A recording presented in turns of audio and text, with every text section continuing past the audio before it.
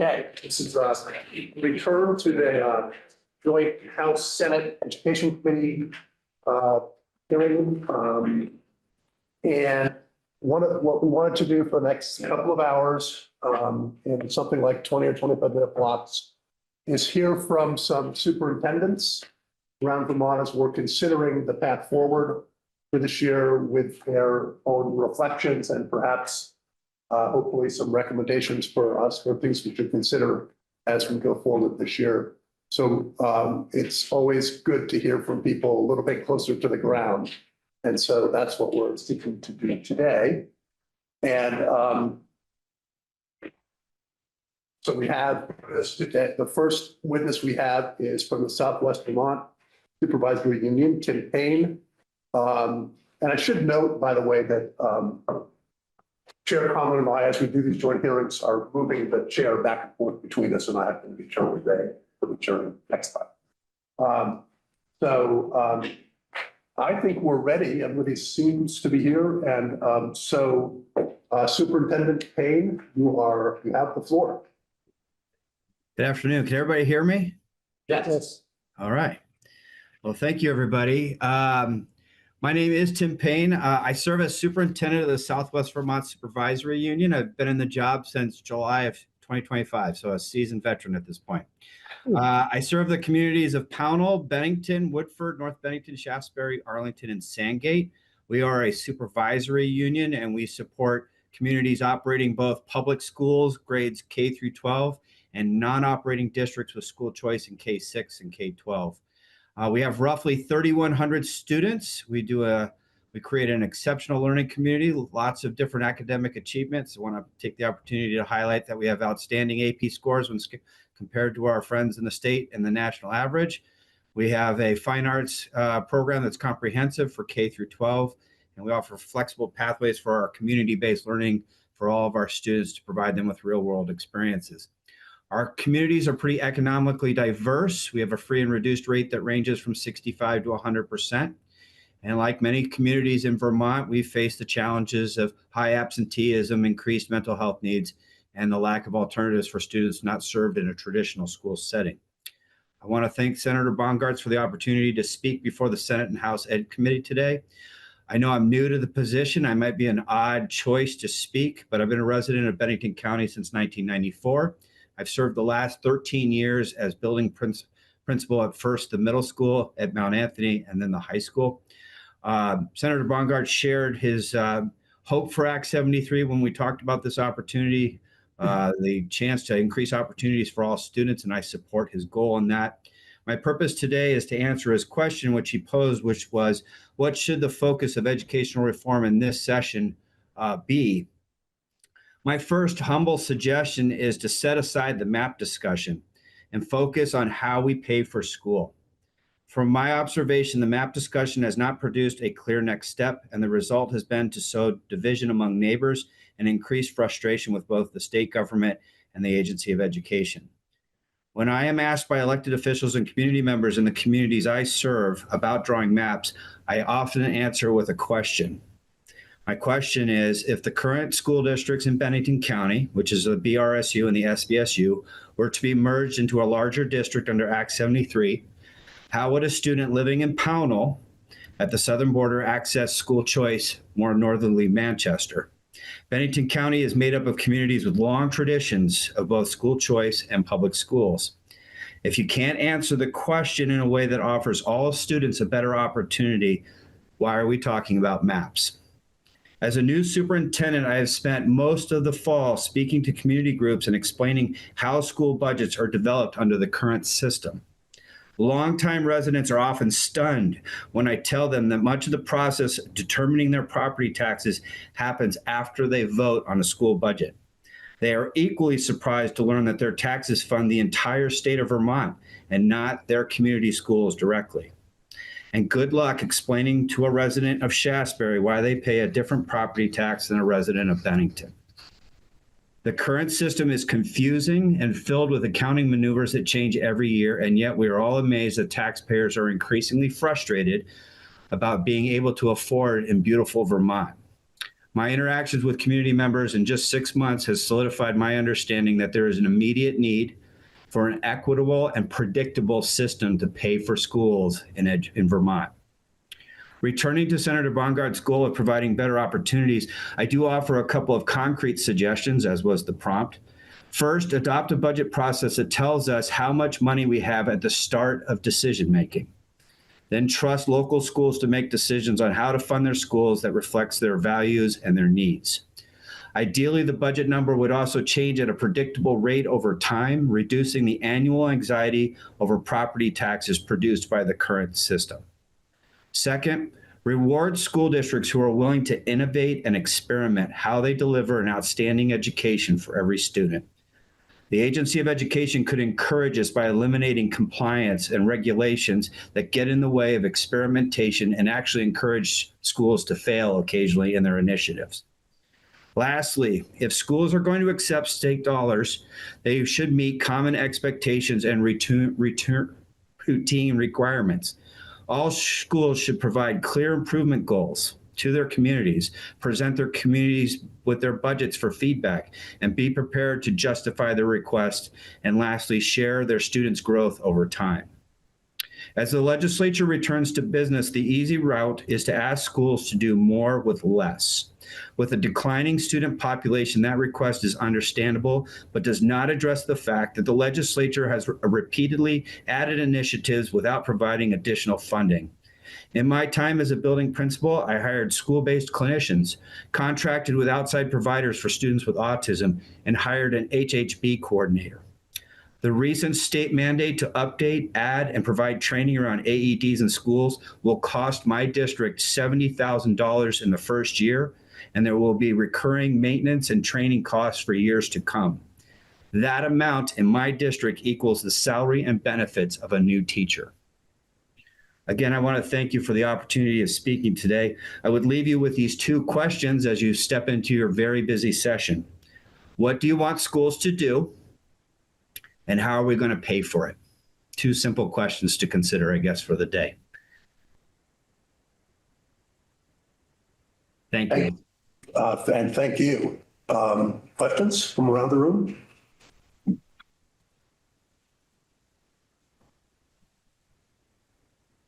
I'll ask a very quick one. Thank you. Thanks for your testimony, Tim. When you talk about having an equitable, predictable funding method, does a foundation formula with weights for each individual student satisfy that definition? That's a good question. My assistant superintendent, who is new to the district as well, most recently served for 15 years in Texas. So she has quite a bit of experience with foundation formula. And so without applying Vermont numbers to it, I find it, I tell folks I'm foundation curious.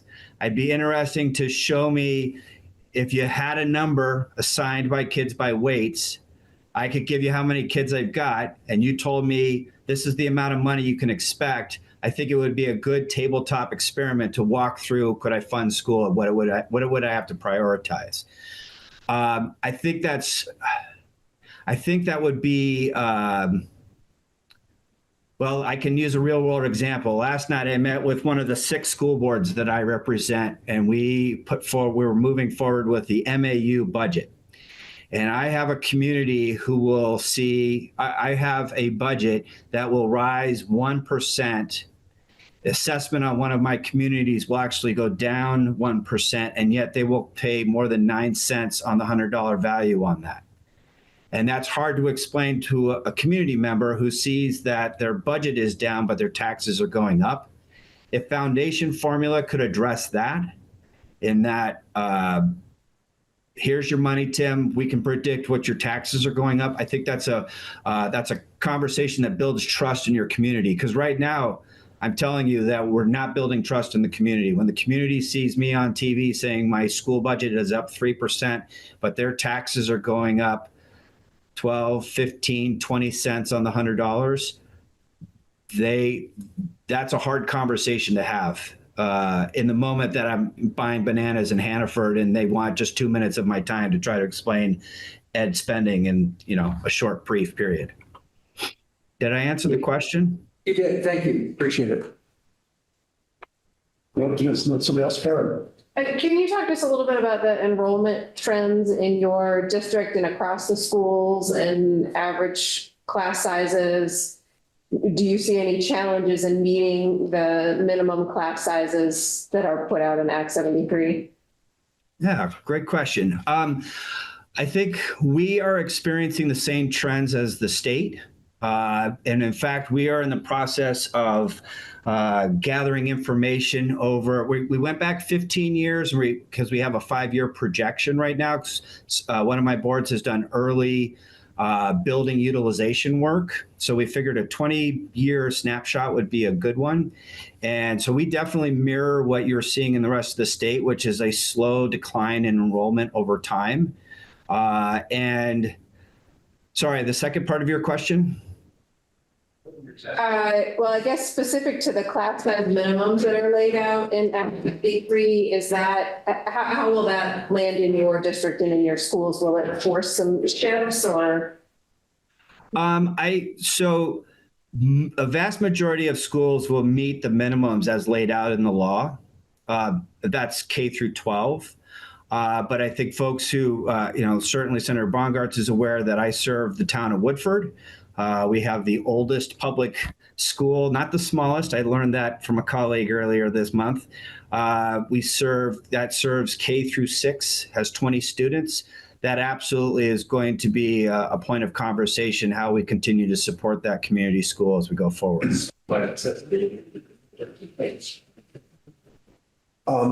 Thank you. And you're welcome to stay around and listen to everybody else, and who knows, another question may come, but you also probably have plenty of things you have to go do. No, I'm going to hang out again. And again, I appreciate everybody's time. I'm hoping that my board meeting later on this evening goes as smoothly. You guys have been a lovely audience. Thank you. Thank you. So next we have Sharon Sousa. Maybe. She was on. Let's give her a minute, and it's not a problem if we go to somebody else and then come back. Okay. Well, why don't we move past Superintendent Sousa and go to Adam Bunting? Oh, Adam's here. Yeah, yeah. I do have a slide deck. I don't know if that's something that can be projected. If you have a device, we can make you a co-host. Okay.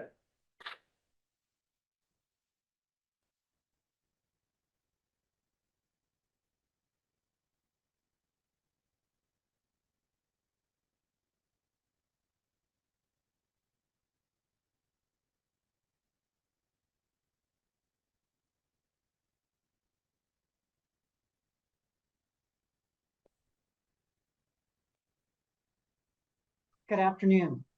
There's Oh, Karen. okay. All right. Well, Adam, why don't you get set up while we have Perfect. Sherry testify. I'll even move seats. Okay, so, Sherry, introduce yourself, tell us where you're from, and then off you go. Yes, is it possible for me to share my screen? I do have a slide deck to go. Okay, we have yes. Daphne will have to give you the ability to. We made you co-host, then you could be able to run out. Terrific. So as a special educator reimagined, of course, I'm going to have visual cues and my presentation. So I hope that's okay. Hang on one second. It never goes as well as we had planned. And sorry. Let's try this again. And share. And I'm going to do one more thing. And how is that? Okay, you can see it. One more second. There we are. So I'm going to do my best to work between my testimony and my toggling from slide to slide. So to begin, good afternoon, members of the Senate Education Committee and House Education Committee. Thank you for the opportunity to offer my thoughts on the work of your committees and the legislation this spring. I am Sherry Souza, Superintendent of Mountain View Supervisory Union. We are a district of 7 communities, including the towns of Barnard, Bridgewater, Killington, Pittsfield, Pomfret, Reading, and Woodstock, with just over 1,000 students. I ask that you stop me along my presentation if there's something that you have a question about, so that we can fully explore this time together. So you asked me to speak on 3 topics regarding the future of public education in Vermont. As a transplant to the Green Mountain State, I pursued the opportunity to work as an educator in Vermont more than 30 years ago. This state then had a reputation for progressive educational philosophy and a commitment to meeting the needs of all children. I have remained here as a special education teacher, building-based administrator, special education director, and for the last 7 years, superintendent, because that vision has been a reality for me. I have always felt that Vermont provides the space for inspired educators and the potential for creative responses to challenging needs. I hope that my varied experiences and belief in the Vermont public education system allows me to offer an informed opinion today. First, you asked me to speak to the School District Redistricting Task Force and their report. The charge of this group was to examine statewide consolidation options and propose new district configurations intended to improve equity, quality, and fiscal sustainability. This was a Herculean task with limited time and state data. I value the intellectual curiosity of this group of legislators and experienced Vermont public educators as they fully dedicated themselves to the task. They demonstrated a fierce commitment to finding a path forward by designing a plan with 3 strategies that embrace the context of education in Vermont, the need for greater equity of educational experiences, and the opportunity to be more efficient in delivery of programs. Of the task force 3 strategies, I have experience in achieving a voluntary merger and have labored to create a comprehensive high school in our community. However, I believe that I can best speak to the value of cooperative education service areas, or BOCES. As one of the superintendents who shepherded this concept of success for Vermont, I have direct knowledge of the benefits they can offer to our students, educators, and financial bottom lines. While I do not believe that CESAs can address all of the educational challenges we are facing, they are a vehicle that provides the scale and scope to access more affordable resources and maintain the direct knowledge of individual communities' needs. 8 Southeast supervisory unions and districts have already benefited this model through, first, a responsive special education evaluation teams. We are now able to evaluate students in a much more timely and cost-efficient model. Staffing solutions for hard-to-fill positions across the state of Vermont, special educators, speech language pathologists. Those positions are incredibly hard and difficult to fill. This BOCES that has been able to support us in that work. Comprehensive program reviews to support continuous improvement in special education services and instructional practices. This is one of the true pieces of equity that we need to address with regards to special education. Targeted consultation services tailored to district identified needs. High quality, responsive professional development focused on building instructional and organizational capacity, both general and special education, and cooperative purchasing initiatives that increase efficiency and reduce costs for member districts. Most recently, myself and the director of the Vermont Learning Collaborative, now the BOCES, who are able to apply for a grant for over $100,000 to work on special education endorsements. As a district of 1,000 students, I'm not able to access that. But applying with 8 other superintendents through the collaborative, we're able to be competitive in our requests for these monies. Cooperative education service agencies are designed to meet the specific challenges and opportunities of a region. and are only limited in scope by the creativity of its members. It is my recommendation to implement the school district redistricting task force's phased roadmap that offers strategies which are research-based and data-driven.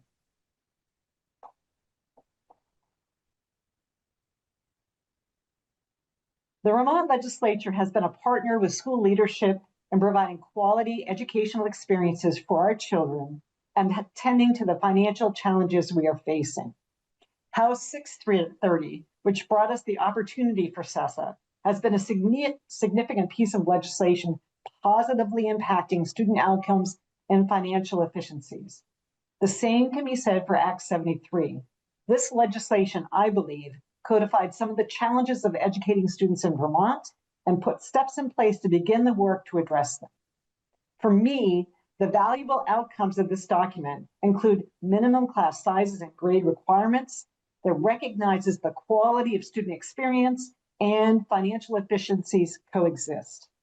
A path forward to access school construction aid, an attempt to achieve a statewide calendar, graduation requirements, and the goal of a foundations formula to address equitability of school funding. The foundation formula was presented as a means to achieve equitable funding for students so that an individual zip code did not dictate the quality of the education they receive. In essence, it provides districts the same dollars per student. The reality of this method is that districts that are more efficacious can direct more dollars directly to each student. Districts that are less effective will deliver fewer dollars directly to each student. I believe that until we evaluate the root causes of inequity of educational experiences and address those specifically in legislation, we will continue to maintain this pattern of varied student outcomes and experiences. Here's what I'd like to see further addressed regarding the funding formula. First, provide evidence for the implementation of this methodology by offering measurable positive impacts on schools, students, and taxpayers. Next, analyze the impacts across district sizes, demographics, and regions before making changes to the funding structures. Finally, ensure that formula accounts for the integration of both academic and CTE pathways so that neither is disadvantaged and students have access. These assurances would provide community members and educators the documentation they need to trust, what my predecessor supervisor just spoke about, trust the intent of legislators to create a more equitable education funding system using this strategy. Again, equal funding per student per district is not the same as equitable funding for Vermont students.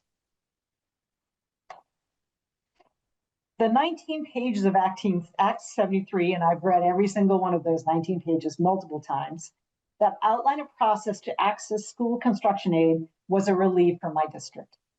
We finally had a template for addressing the urgent situation of Woodstock Union High School and Middle School's failing facility, which is in my district.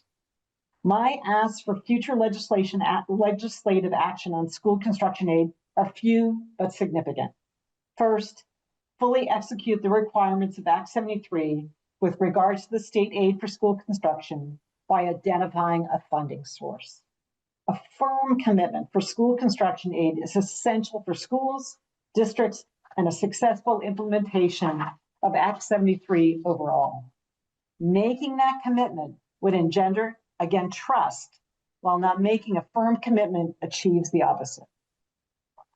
And just as urgently, pass legislation drafted by Representative Kimball and Senator Clark to exclude capital construction costs from the definition of education spending for the purposes of calculating excess spending. Building needs across the state will not be addressed at the cost of educational programs. I support the work of our legislators to reduce the number of school districts and supervisory unions in Vermont. Opportunities for future work by the House and Senate to address this need would include creating measures of success for the stated goals of Act 73. Equity and cost efficiency, not arbitrary student counts. I would ask the message that redistricting will not singularly control tax increases is critical, and that it will in fact lead to short-term cost increases. Critically, the drivers of significant cost increases, healthcare, mental health, staffing, and facilities must be solved. Further, revise the timeline for execution so the work is evidence-based and meets the Act 73 intended goals. Finally, provide districts, not just AOE, with transition resources. The requirements of Act 73 are not merely turning on or off a switch or drawing some lines on a map. This work is deep and meaningful, and it requires financial resources from the state to achieve. I would argue, and I'm a good arguer, and have the evidence to support that excellence of educational opportunities has been achieved at Mountain View's supervisory district for the majority of our students as a result of becoming a supervisory district. As a faculty member and administrator, I sat too many meetings where I saw the stagnation of student outcomes. It didn't matter what instructional or curricular direction we took. The lack of a clear district-wide vision and the infrastructure to implement that vision was needed to move forward. This all changed when the towns of our supervisory union made the brave decision to become a supervisory district. The merge allowed us to realize a unified contract, a unified curriculum, a unified strategic plan, portrait of a graduate, and educational policies, unified instructional practices, unified board that allowed the superintendent to serve as an instructional leader, unified budget that supports the stated priorities of the strategic plan, and a unified faculty and staff who are knowledgeable of the district priorities. In my experience, the term unified is synonymous with the terms opportunity, efficiency, and effectiveness. This was not an easy process. For MVSD, this meant 25 three-hour meetings and multiple town votes when our towns already shared a high school and the communities were integrated. Loss of board control was a primary concern for our 8 boards at that time and their citizens. These fears have not been realized due to the work of the merged board, which has resulted in impressive growth in student outcomes and improved faculty retention. This merge did not close schools, but it did allow us to reimagine the instructional spaces that better reflected our portrait of a graduate. This new MVSD board had many growing pains. However, they were eventually recognized as the Vermont School Board of the Year. The 18-member school board members now have a broader vision of the district and confidence in the capacity of the leadership team. Once we became a merged district, the schools and educators benefited from a clear, coherent message of our purpose and a learning culture based on reflective practices. We created a portrait of a graduate where the community, students, and educators identified the valued attributes of our future graduates. 2 5-year strategic plans, one which was executed during COVID, were written based on a needs assessment that brought together parents, students, educators, and administrators to identify the short and long-term goals of the district. Our leadership team wrote and the board approved a teaching and learning policy that codified the work of the district and board. Decisions were made at the district level to direct COVID federal dollars through improving literacy, mathematics, and the social emotional health of our students. Professional development started at the classroom level with a small cohort of teachers. Student success created teacher momentum for change. The district hired, with the merged board support, a district-wide curriculum coordinator and facilitators for literacy and math instruction. These content area experts created frameworks for district-wide work aligned curriculum, instruction, and assessment per Act 173, deepened multi-levels of support attending to all 3 tiers, outlined professional development cycles, developed systems for student and teacher accountability, provided teacher team and individual instruction, coaching and modeling, and supported principals as instructional leaders. Further, the MVSD leadership team dedicated themselves to continuous improvement through data cycles and national professional learning. We also visited high-performing schools across the country. None of this could have happened as a supervisory union with 8 separate districts and boards. Only as a supervisory district could all of our students achieve at this level of success. Superintendents cannot act as instructional leaders when serving the needs of multiple boards. For the summary, the legislature has an opportunity to respond to the expectations of our communities and the responsibility to educate our children. If we attend directly to those factors most impacting our mission. In my testimony, I've highlighted the work I'm most proud of as a superintendent that has created a vibrant and agentic learning environment for the students of MVSD. I have seen how collaboration of school leaders through cooperative education service agencies does make a difference for student services and financial efficiencies. I value the work of Act 73 to address class size, create statewide systems, support a path for new and renovated school facilities, and to establish a more fair and transparent parent funding system. I am fully committed to superintendents focusing on the role of instructional leaders rather than attending to the expectations of multiple boards by becoming school districts instead of supervisory unions. I would also ask that the reflective practices in place at MVSD also be considered by Vermont legislators by considering these 3 questions in all contexts. Does our work create more equitable educational experiences? Is the work supported by evidence? Does it expand opportunities for and produce measurable positive outcomes to student learning? I know that these 3 questions are the compass points for creating a vision for Vermont education that will build on its reputation for having a progressive educational philosophy and a commitment to meeting the needs of all children. Thank you. Thank you.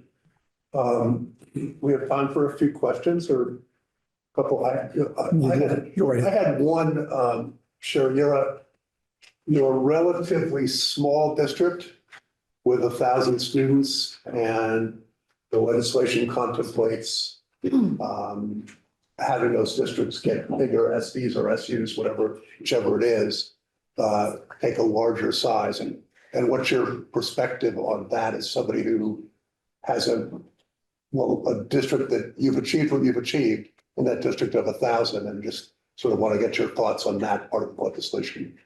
Thank you. Thank you. That's a great question. I believe that as a supervisory district, these goals and this kind of student progress could be accomplished. Again, when your superintendent can be an instructional leader and not managing multiple school boards, one contract, one calendar, one director of curriculum instruction support. I wasn't asking so much about SU versus SD. I was asking the forced merger of, like your district going into a larger SD, and your perspective on whether that's helpful or not. Thank you for that clarification. I do believe this can be accomplished with a larger district, and going from 1,000 to 2,000, absolutely. Again, with those unified pieces in place. Yes. Thanks. Actually, I might follow up on that a little bit, and kind of the same question as you talked about your success at Mountain View Supervisory District. To me, that's kind of proof of concept, and Act 46 sort of got us there. So I guess the question is, I think you have proved the concept, and perhaps it's time to take a different path to larger districts that don't involve 25 3-hour meetings, and that are perhaps simply the state says, okay, the concept has been proven. We see it here in Mountain View Supervisory District. I'm sure many other superintendents would say the same thing. maybe it's time we just move forward at a quicker pace with larger districts. Could you comment on that? And then I do have another question after this. So during that time, I was a special ed director. I did attend every one of those 25 3-hour meetings. They were challenging. I think those conversations were important because we really needed to work hard as superintendent and special ed director to help the boards understand and appreciate the opportunities that were available, the voluntary component of that. And again, it took multiple years and multiple votes, but I think those conversations were really important. And I think that commitment to the district, once it happened, allowed us to move faster. And I see other situations where that commitment might not have been achieved, even though through a voluntary merge, and I saw districts pulling out. So I appreciated the opportunity. While it was a lot of work, those conversations are really important. My other question is, you wrote, until we elevate root causes of inequity and address them specifically in legislation, we'll continue to see varied student outcomes and experiences across Vermont. Isn't a root cause of inequity the fact that some districts fund their students that we fund districts at wildly different levels? I would agree. And I guess I would just say that I think Act 73 get at that through a foundation formula. Correct. I would agree. And that's why I support the funding formula. I think modeling how that would impact, where the changes would be.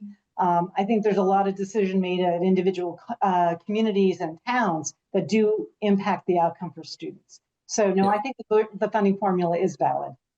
Okay, you're the second superintendent to sort of bring up this idea that some districts are going to be more efficient with their dollars than others. I'm not sure that that's ever going to be solved 100%. But I guess I see a much more important root cause just in how different districts fund their education. Well, and I would defer to how different district supervisory unions use the COVID money. We were incredibly strategic. We really focused on literacy, mathematics, social emotional. We didn't hire additional positions. We used our resources for professional development. We saw this as an opportunity to really move the work forward in ways that we couldn't accomplish otherwise. So I think there are certain levers that can be pulled with financing. It was challenging. There was a request at time in our district. We wanted a paraeducator in every classroom. And we were very careful on how we used that COVID money to make sure that it was used in a way that would, in the long term, impact literacy, mathematics, and social emotional. So I think there are some ways that money is applied, and that's the efficiency and accountability in terms of what is the work to be done and what are the goals that are set. Thank you. Representative Brady. I have two questions. The first one is the same. I think I'd like to ask all superintendents what your enrollment trends look like, and if the class size minimums in Act 73 would impact any of the schools or configurations within your schools currently. So we've maintained our enrollment. We did have a bump during COVID. We had a lot of people who had second homes and moved up here during that time. Post-COVID, we have maintained to be a district of 1,000 students. So over the last 13 years, that is pretty plus or minus 10 where we've been. So we have not seen that 20% decline in enrollment. And I would say that speaks to the level of success our students are experiencing. So people who are looking for a successful school district, they're staying and they're maintaining. I would also say that another factor is that we have full-time public pre-K for 4-year-olds and 3-year-olds when there is room and capacity. So I think those two factors have encouraged people to move to our region, stay within our region during that time. And so we have maintained enrollment in our district. In terms of class size, we have one very small elementary school. The challenge we're facing is their classes are multiple grades and they are not within the band that is in Act 73. Our challenge is that we do not have an elementary school close by, that if we move those students to join another elementary school, the closest one is full. There is no capacity in the closest elementary school. And so at this point in time, we will continue to have Reading Elementary open because we have no other place within our district that has the capacity to take that number of students. My second question is, I know that there's a huge facilities need in the high school. Are there discussions happening already around a potentially different configuration for that high school to bring more students into a newer building? I know that the landscape here in the state makes it hard to do future planning right now, but I'm curious if that's happening at all or what the potential is for a regional middle and or high school if we have facilities money. So what we've recognized is a pattern where at this time we have 8 different communities as part of the supervisory union. Pittsfield is also part of those 7 towns. We have 20 other communities that have sent students to our high school. So quality of program has really, and success rate, we have 50% of our high school students participate in AP classes. We offer 17 different AP classes. So while our facility is failing, our program is doing extremely well. And so that's how we've been building and maintaining that 1,000 student population or the population in our middle school and high school by offering high quality programs that are really engaging opportunities for pathways for instruction. So that is how we're trying to build our student enrollment and maintain it. We also believe that when we build a new facility, more students will come. They are, at this point in time, even though we have 20 communities in addition to our 8, I think there is fear, and we've experienced that. A week ago, 20% of our bathrooms were down for over a month at the middle school and high school. We are putting in money into that building and to replace a failing sewage system in our cafeteria and a boiler. So I think while we are bringing students from other communities, there is a great concern about the longevity of that facility. So programs are great, but still when students walk through that building and see the challenges we're facing, they may not choose to be part of our district. Thanks. Okay, did I see a hand? Okay, let's do one more and then we have to move on. I think I have the opposite question of Chair Conlon, because I can see how 25 3-hour meetings would be extremely valuable. I wonder what your big takeaways were from fears people had that were unfounded versus the kinds of representation agreements you had to make during those meetings that help inform our work to support district mergers. So I think what came out of that meeting, and I think the real turning point for that group, Act 46 group, was the understanding and appreciation that all their schools, the 5 elementary schools, all feed into the same 7th grade.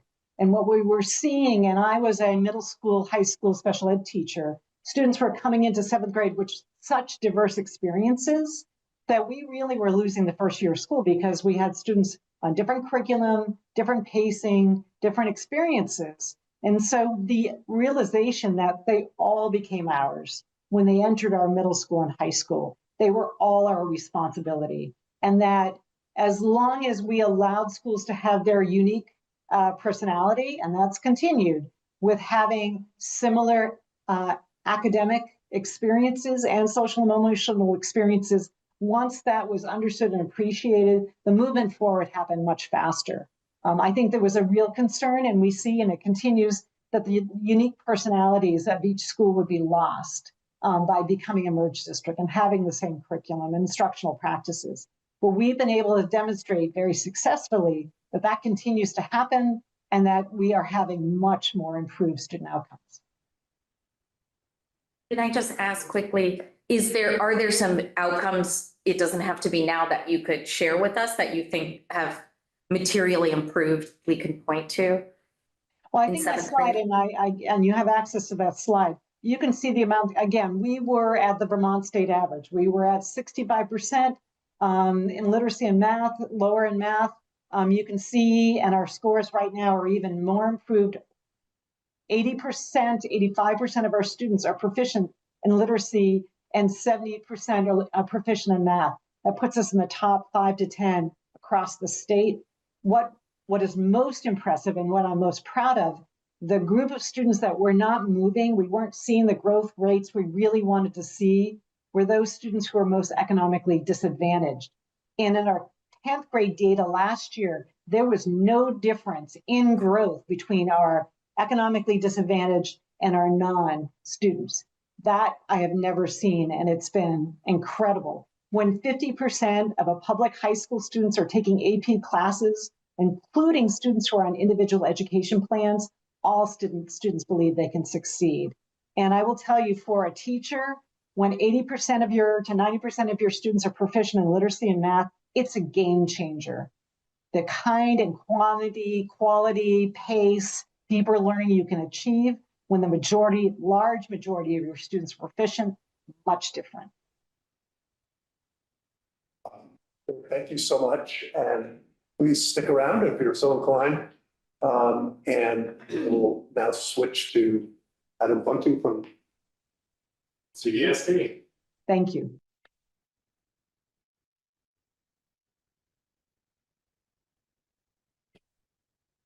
A few handouts.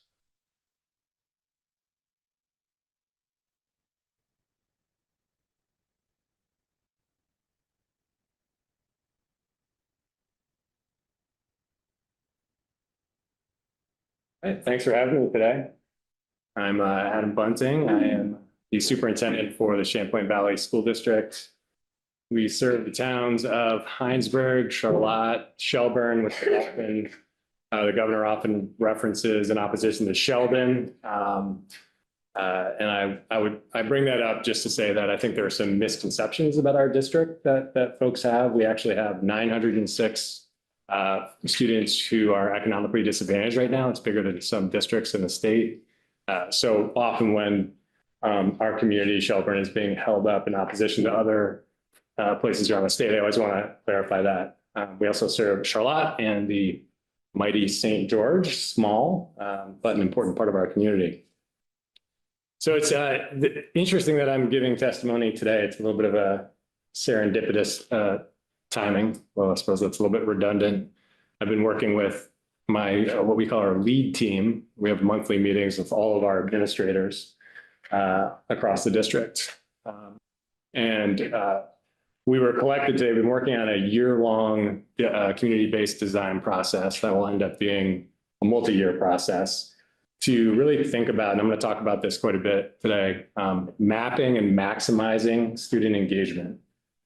You'll hear from me again and again and again that I think the most important metric we have is student engagement, and that we actually can look at that by student, we can look at it by school, and that we need to start thinking about that as a state.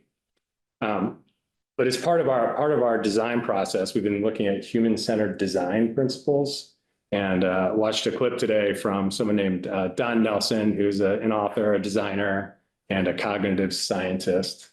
And he talks about the 4 elements of really good human-centered design, which is what you all are engaged in all the time.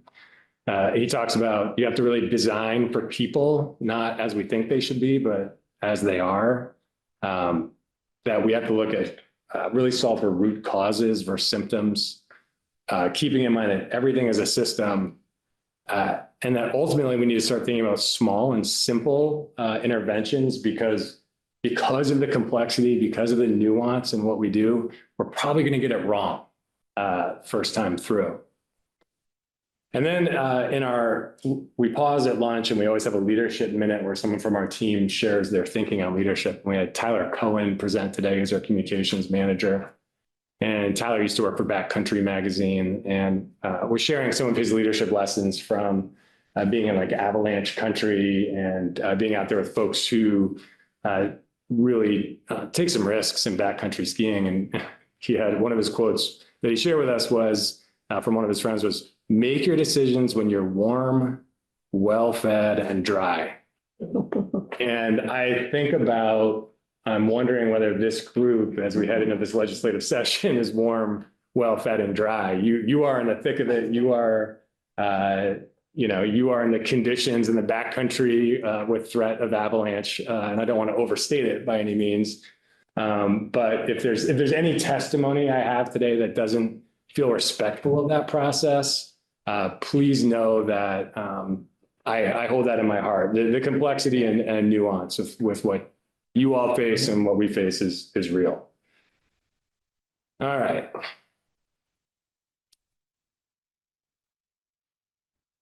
So this is just some stats you can look at later for who we are. It's a district. We have almost 3,700 students. As I said, 904, I think I misstated 906, who experience economic disadvantage. We have 113 multilingual learners, 20 students right now who are experiencing homelessness. Just to get to your question, Aaron, our enrollment trends about 4 or 5 years ago, I always use CVU, our comprehensive high school, as the example. We are near 1,400 students. We've seen a dip the past few years. We're about just over 1,200 right now. We're going to decline a little bit and then go back up. And a lot of that depends on housing. I know near and dear to Senator Ron Hinsdale's heart. So we'll see what happens. So as I'm supposed to, as the invite today, what are the ingredients of success?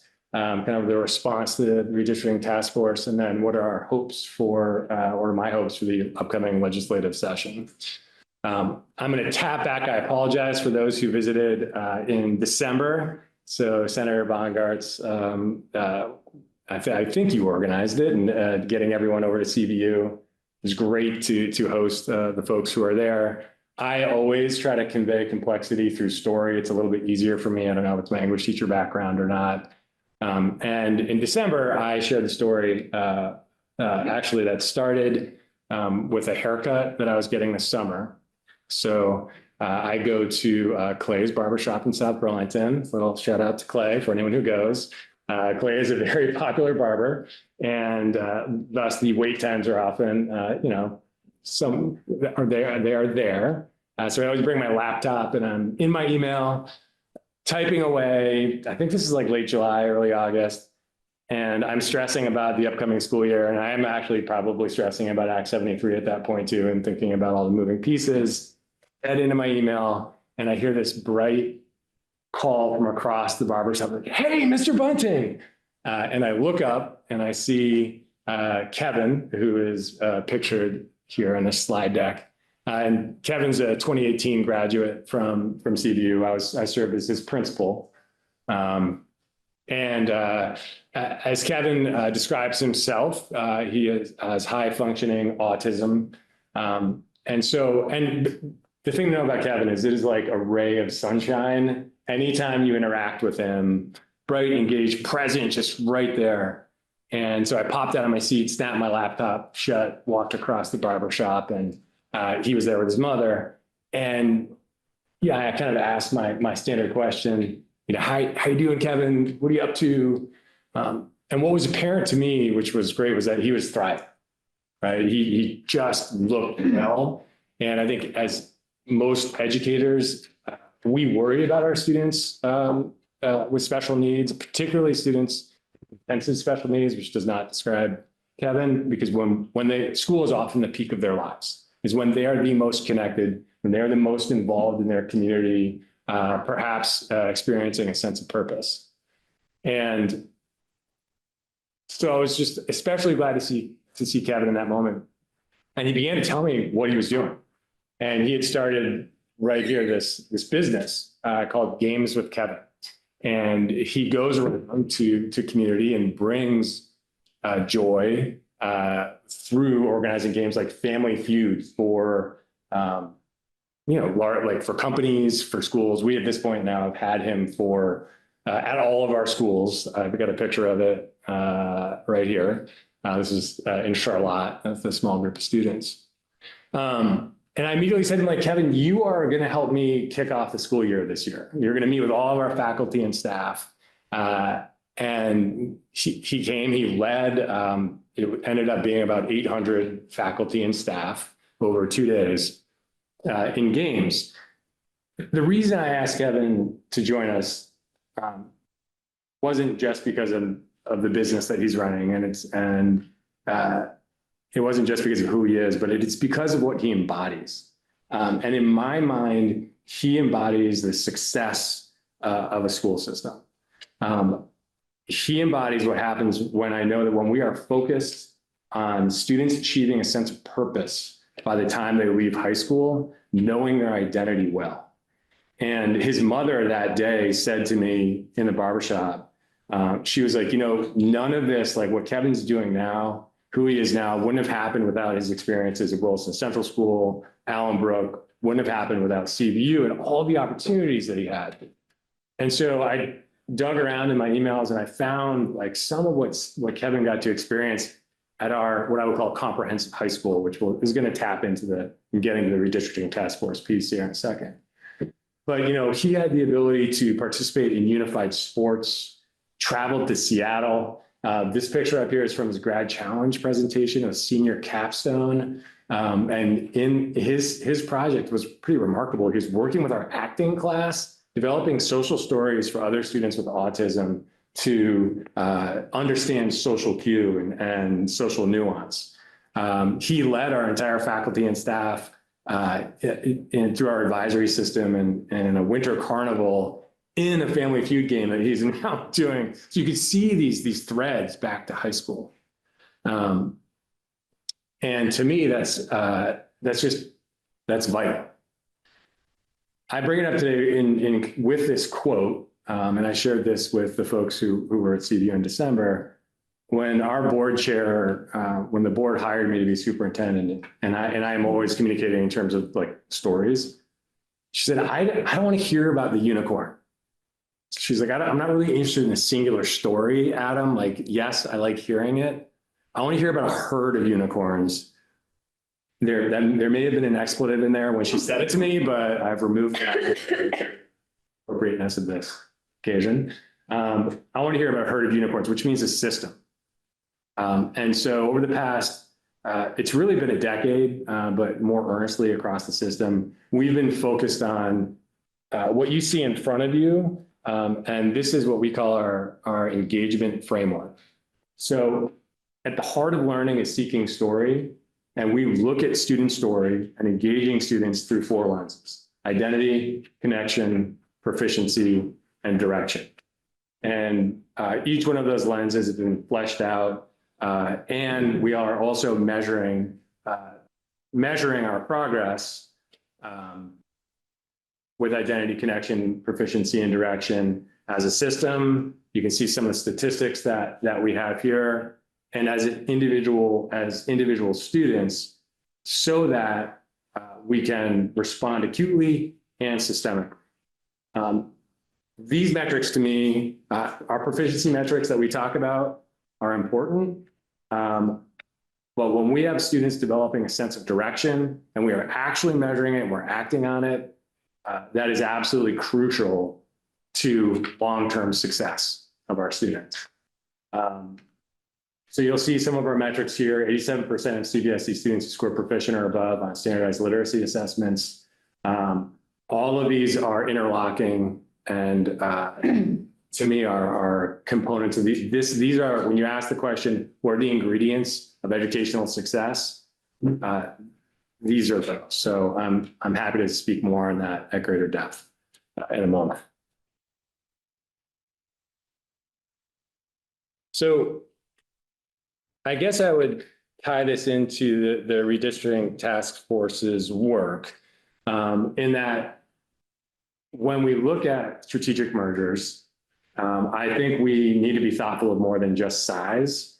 And I think we should start considering, more creative metrics like the ones that we've developed at CVSD. I know there are so many districts around the state that look at these ingredients of success. And that we bring that mindfulness. I've seen people map out engagement. I would call it engagement per dollar or opportunity per dollar. There's some really interesting metrics out there that people are playing with. I'm going to recommend someone to come testify a little bit later. This also, some of this data also speaks to my concern with the mega district that was dropped last year for Chittenden County. When we start thinking about a 22,000 person district, what I've seen state level is we tend to focus more on compliance, I worry about the bureaucracy. I am not seeing a discussion. It's been about a decade statewide since I've seen a discussion about future-facing learning. We hear a lot, and it's important, about literacy and math.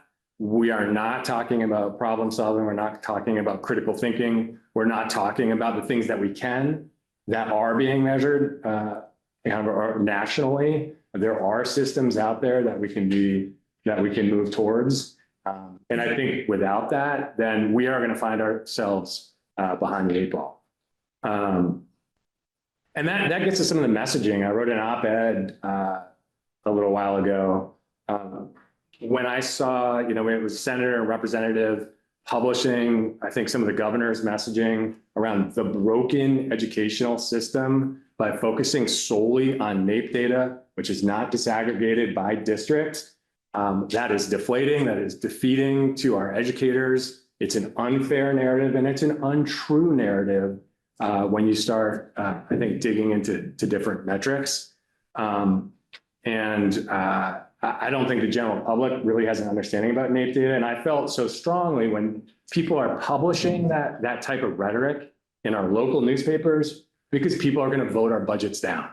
We are going to lose resources for kids like Kevin, and that's not acceptable. And I'm not saying that's what my op-ed, I think, was a little spicy at times. But it really is a call for partnership. I think about, this is the narrative, I think about Barbara Snelling, who is a role model for me. We have a Snelling house at Seaview High School. This is a picture of Mark and Diane, our children, who came to meet with our Snelling students this year. And I think about, I really do agree with the governor saying in terms of the political courage that it's going to take this year for all of us, all of you, moving forward. And I think we want to hold Barbara Snelling in mind, who, as legend has it, in the 60s, she basically created this comprehensive high school called CVU, much to the chagrin of folks in Shelburne and Heinsberg who loved their little high schools. And I think it was the one time that Dick Snelling lost Shelburne to, I think it was UD Thomas. Thomas Road is named after UD Thomas, who was a farmer in Shelburne at that time, because the constituents were, his constituents were so angry at this comprehensive high school. At the end of this, all of our careers are going to end. And I think if we can have a legacy like Barbara Snelling's legacy, where we have partnered and worked together to create something better for this state, I think we will all be proud. And that is what I'm seeing from our superintendents as well.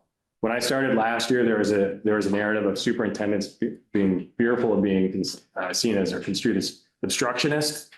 That's not what I'm hearing. I'm hearing superintendents saying, I will work against my own self-interest in my own job because we have too many small schools. We have too many small districts, but we need to be thoughtful about the system design. Please partner with us. Got to keep moving. Okay. And just moving forward into a few other topics, was in a supervisory union back in 2017. CVSD consolidated into a district. I cannot imagine how folks function as superintendents in a supervisory union. One board is enough for me, and I've seen great cohesion and great use of resources since we consolidated. We have folks, colleagues of mine who have 14 boards across the state. I think Sherry's testimony said I don't know how anyone becomes an instructional leader in that capacity. Comprehensive high schools, absolutely. I think CVU is pretty close to being a comprehensive high school in the biggest district. I go back to when I was principal at Montpelier High School, just down the road. This is an image I like. In 2014, we invited another small school's junior and senior class to our prom up at National Life. Thank you, National Life. And the entire junior class and senior class came and joined our junior and senior class. And it was such a powerful experience because to me, it's like these comprehensive high schools, we always think about opportunity and experience for kids. We sometimes forget about diversity of student experience. that some of those larger sizes, it's like we get to connect with more kids. Students want that. The strategic voluntary mergers that came out of the redistricting task force. Yes, I think we should partner. I think there should be strategic mergers. The voluntary part, I wonder at a little bit when we look at Act 46. Saw some strange alignments that came out of Act 46. And I also think about recently in 2022 when the Mount Abe Unified District and Addison Northwest tried to combine. They went through a lengthy process. I believe both of the boards were on the same page. The leaders were, and then it got to vote and the public voted down 3-1. So that's where I worry about some of the voluntary piece. I put, making this easy for folks who should testify, I put Megan Roy on here. She's probably not gonna be happy with me that I have her picture there. Megan is doing some really interesting thinking about how we might go towards these strategic mergers. She's doing research on it right now. Highly recommend that she come here. And I know the Superintendents Association has also done some work on thinking about what are the mechanisms that could force some of these strategic mergers. What is the carrot? I don't like to use the term like stick, that doesn't sound right. But what are the class size mechanisms that we could use to force this? I'm sure you all are well versed in it. Cooperative education service areas. Yeah, we're a small state. Partnership, collaboration, of course. I worry about some of the overhead expenses in terms of what that could look like if we don't want to add extra costs. And then finally, a foundation formula. They're both Megans, so it's easy. Megan Roy, our board chair. Megan Metzler, our board chair. Highly recommend. She is a financial executive. She works for VSAC. She has students at heart and has done so much thinking about how the foundation formula could work. The one thing that both she and I think would say is how robust can our modeling be? Partial modeling around foundation formula is not going to work. The wrong foundation formula is going to lead to potentially massive layoffs. And also, I believe, higher taxes in towns who probably are less well suited to pay those taxes. Finally, my last three things that I'll say, a few of my hopes. I believe, and I want to be careful about how I say this, I'm going to say it respectfully. It is not a comment on our current secretary. I have a lot of respect for Secretary Saunders, but most of the folks who I talked to when we shifted from a secretary to a commissioner believe that we took a step back as a state. We've made education more political than it should be. We know how often our governors could turn over in this state. As much as we can separate education from politics, and I know you can't fully separate it, I think I hold education sacred. Obviously, I'm biased, but that would be a bill I'd like to see. Hazing, harassment, and bullying, or bullying, harassment, and hazing, either HHB or BHH. The well-intended laws in 2015, I don't believe we are meeting the spirit of those laws anymore. When I see a quasi-judicial system in place for our kindergartners, first graders, and second graders, I cannot tell you how much time our administrators are spending on investigations. And the second we are following process like we are supposed to, and we do, because it is high stakes, we are sending official letters home to parents that their child that they're being investigated. That I know most people are like, hey, let's just do restorative justice. It is not that easy once we introduce this quasi-judicial process. Something needs to be done. I don't think we're doing it. And then, of course, you know this, housing, healthcare, and economic development. Looking solely at education doesn't make sense. I don't want to position myself as an education leader where I'm like, oh, you're coming after us? Well, look at healthcare or look at housing. These things are all tied together. We each need to take responsibility for it. I will tell you our budget this year, however, $16.9 million of our budget is tied up in healthcare this year. That has grown 47.5% since FY21. And I believe that's when the state adopted this statewide negotiating. And then I've got some other benefits of comprehensive schooling, but to stop there, you gave me kind of a 10-minute warning 20 minutes ago. So I get excited. Questions?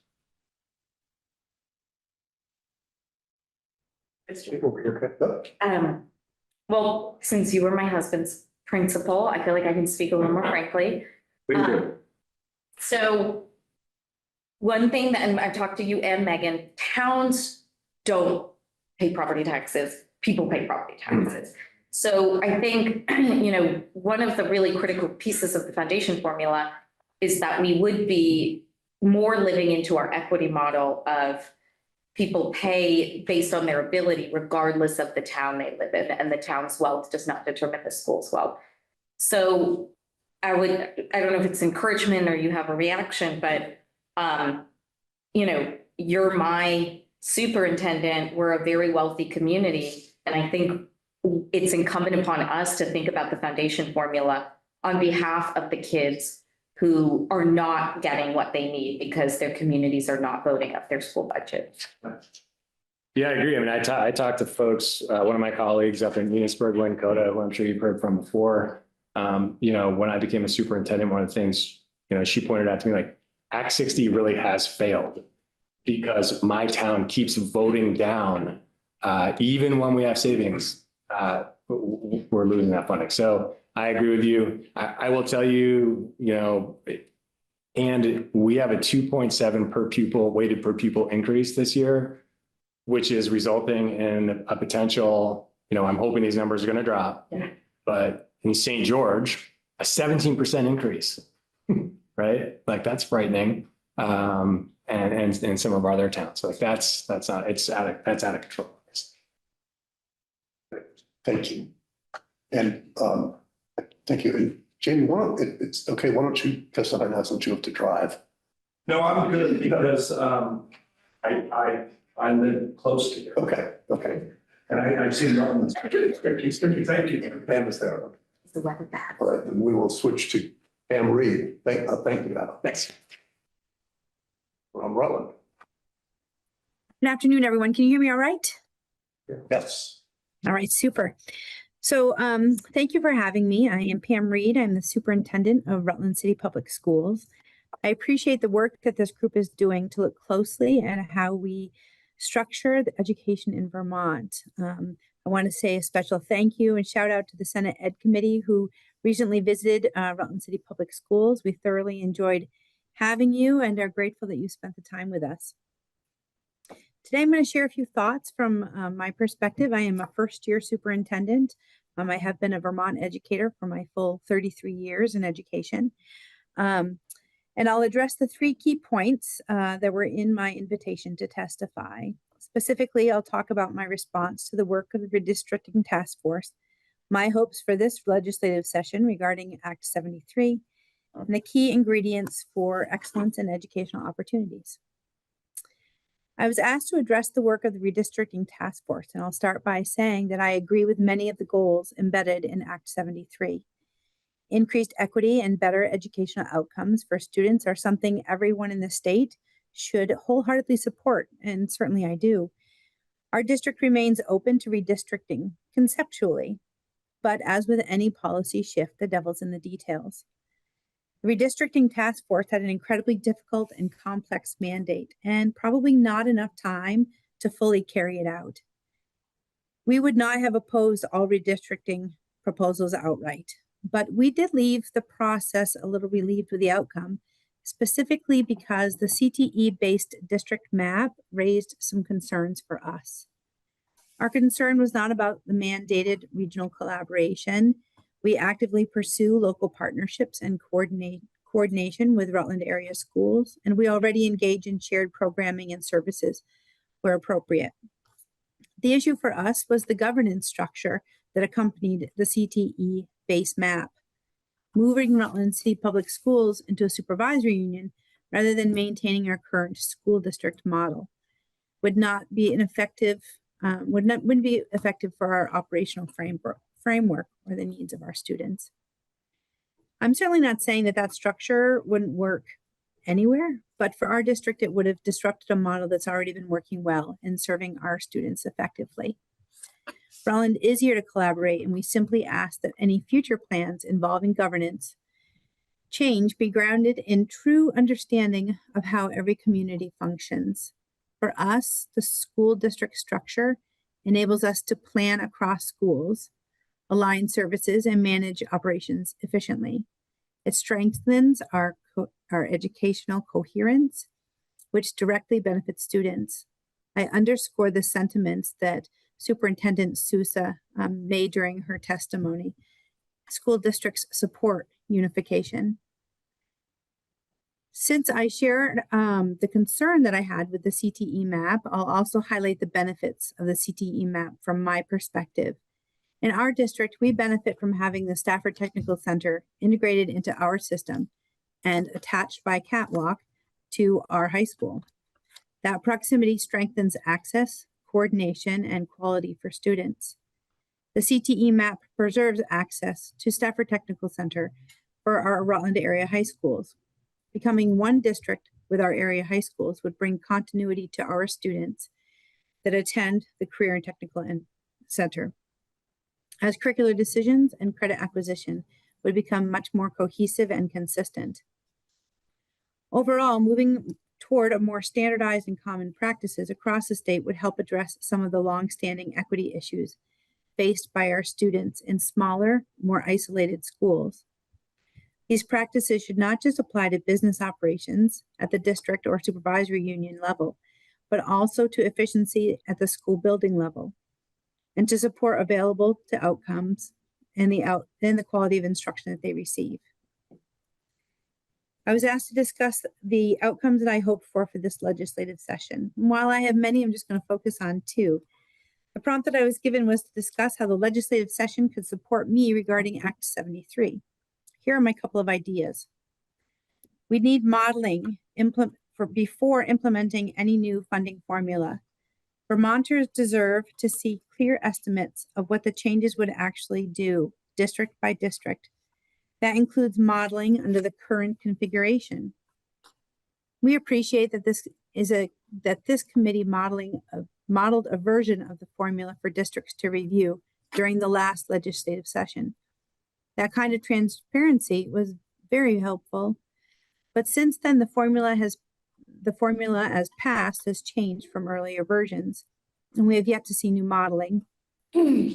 Under Act 73, the foundation formula was designed to take effect only if statewide redistricting process was triggered. That link was intentional. If lawmakers decide to move forward with the foundation formula separately, without first redrawing district lines, it's essential for the AOE and the Joint Fiscal Office to release their modeling to show the effects of the foundational formula in Act 73 on school districts as they currently exist.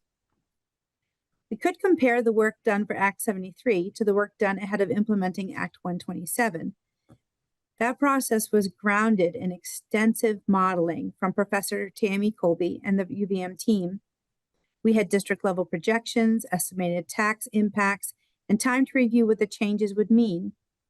In Rutland City, for example, that modeling showed us a 22% reduction in our tax rate. Districts like ours have made significant progress under Act 127, which we are now only beginning to realize. We are concerned that without careful study first, this new model could have unintended consequences that might include reversal of some of the long-awaited progress from Act 127, which has only been in effect for just 3 fiscal budgets.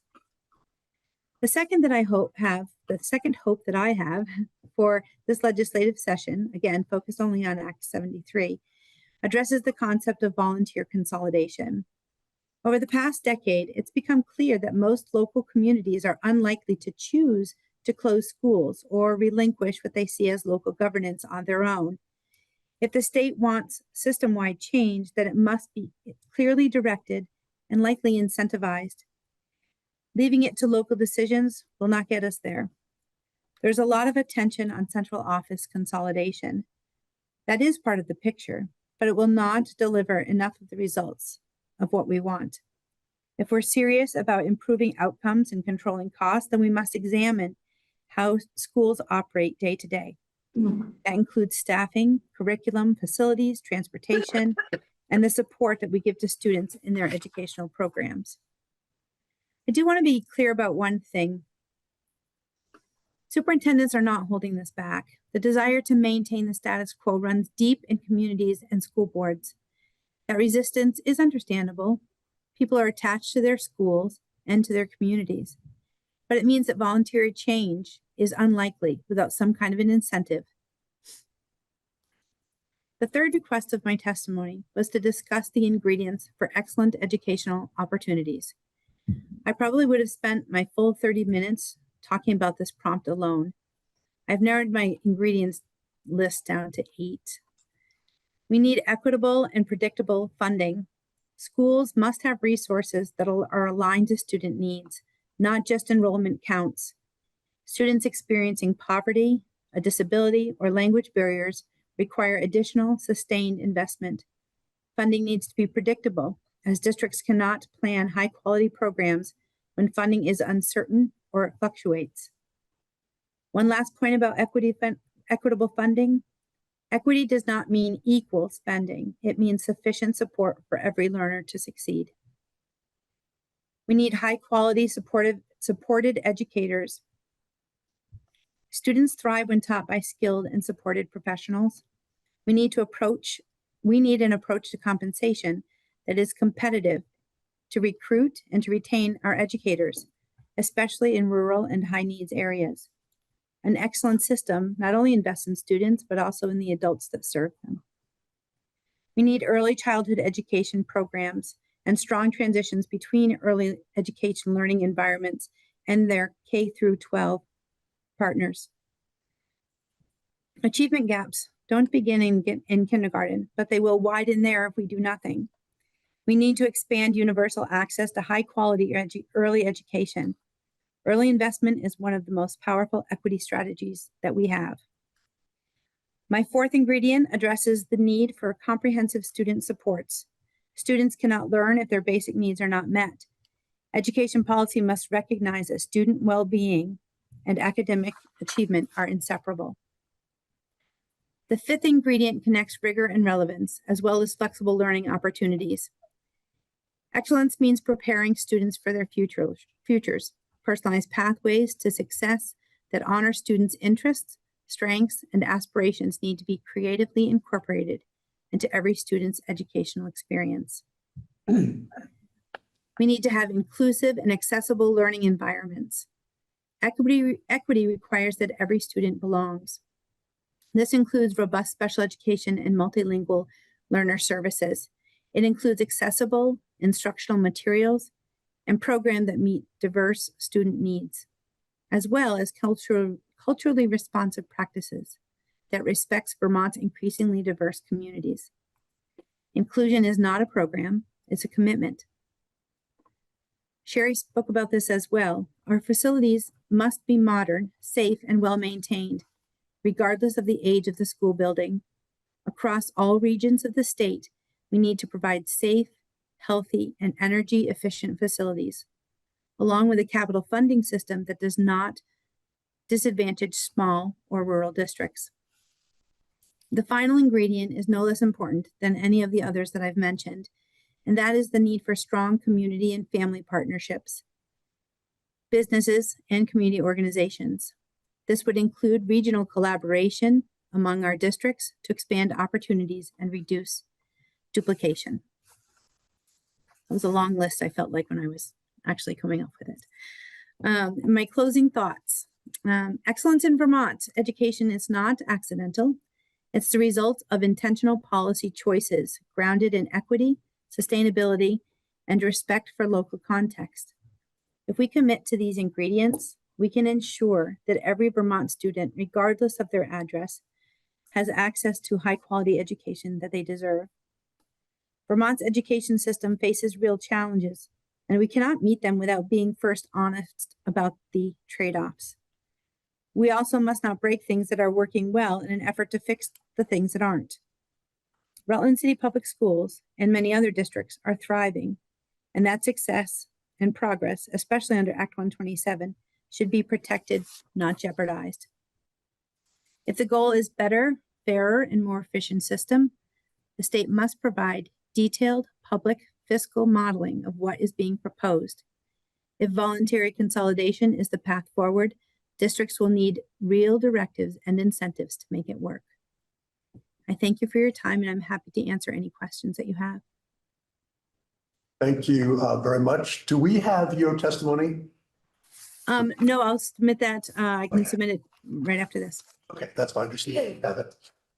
We have time for what we have. If we're going to wrap up by 4:30, we have time for like one question and then move to Jamie. Is there a question for Pam? Rutland County is often looked at as one of those areas where strategic mergers would be advantageous, especially at the high school level, because it has a surprising number of very small high schools. I guess one of the basic questions does Rutland High School have the capacity and do its enrollment trends show that it will continue to have the capacity if we were to move in that direction? Yeah, that's a great question. I kind of thought that might come up. So we currently have about 700 students in our high school. In the height of the high school's longevity, we had about 1,200 students. So do we have space? And I would say at 1,200, we were pretty maxed out for space from what I hear, but we certainly do have the room in our high school and our middle school to welcome additional students. Thank you. And thank you so much. Thank you. Thank you all. So next we have Jamie.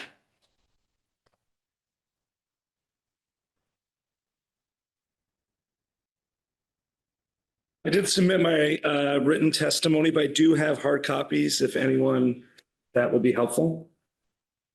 I apologized that I didn't hit color for the charts.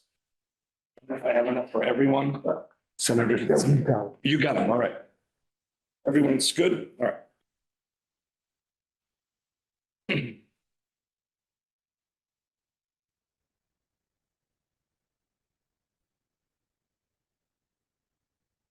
All right. So my name's Jamie Canarney, and I serve as the superintendent of schools of the White River Valley Supervisory Union. I'll refer to our supervisory union as the WRVSU for the remainder of my testimony. I'm now in the midst of my 6th year as superintendent of schools at WRVSU, and previously served as the principal for 7 years at the Williamstown schools. This marks my 15th year as an educational administrator. I want to thank both the Senate and House Education Committees for allowing me the opportunity to testify today on Act 73. I want to provide a little context of our supervisory union that I serve. The WRVSU serves 10 towns and 6 school districts. The towns served are Bethel, Chelsea, Granville, Hancock, Rochester, Royalton, Sharon, Stockbridge, Stratford, and Tunbridge. We were formed through the consolidation of the Windsor Northwest Supervisory Union and Orange Windsor Supervisory Union. We also consolidated from 10 town school districts into 6, 4 unified and 2 single town school districts during the implementation period of Act 46. In addition, our supervisory union serves towns across 3 counties, Addison, Orange, and Windsor. I share all of this to provide you a little bit of a visual representation of the size and scope of the work that occurs at the WRVSU. The WRVSU serves approximately 1,700 students, and I provided you a chart on the different operational structures within the supervisory union. I also want to thank the Senate Education Committee for your work to visit schools, supervisory districts, supervisory unions across the state over the past several months to learn in person about the wonderful programming, student achievement, and creative problem solving that is occurring throughout our school system to best serve our students, families, and communities. In addition, I want to thank you for your continued consideration and support of the supervisory union structure as a viable governance structure for Vermont schools. I want to be clear that I agree and support the intent of Act 73, which I put in my written testimony. Therefore, I'm coming in front of you today to advocate that we make certain that the next steps we take are strategic, intentional, thoughtful, and measured, in order to make certain that unintended consequences do not result in a detriment to our students or the future of our rural towns and the greater state. To this end, I support many of the steps outlined in the redistricting task force report submitted to the legislature. I would also articulate the willingness of the school system to work collaboratively to find voluntary mergers in order to create better economies of scale at the supervisory union and supervisory district levels. I haven't spoken with anyone in the educational system or constituent that I serve who believes that we need 52 SUs and SDs to deliver high quality and fiscally responsible education. But the means to how we address this is where I have some concerns within Act 73. There is strong evidence that voluntary approaches to creating collaborative systems and even voluntary mergers can create cost savings and improve educational outcomes in some situations.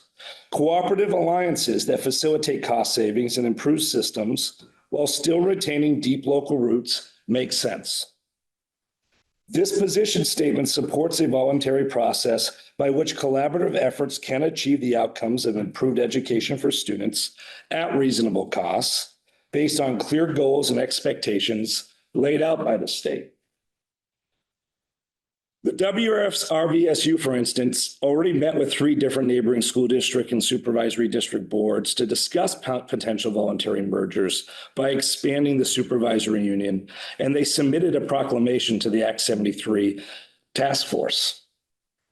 I share this as evidence that school boards and educational leaders are taking the steps already to create researched, sensible, and local democratic decisions on how best to meet the intent of Act 73.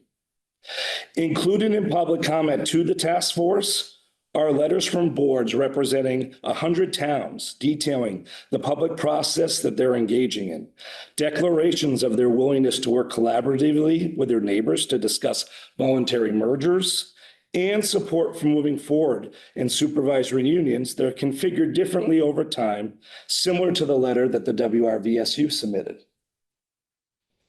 I want to give you an example of why I support this approach based on my personal experience navigating the aforementioned mergers that occurred within our SU.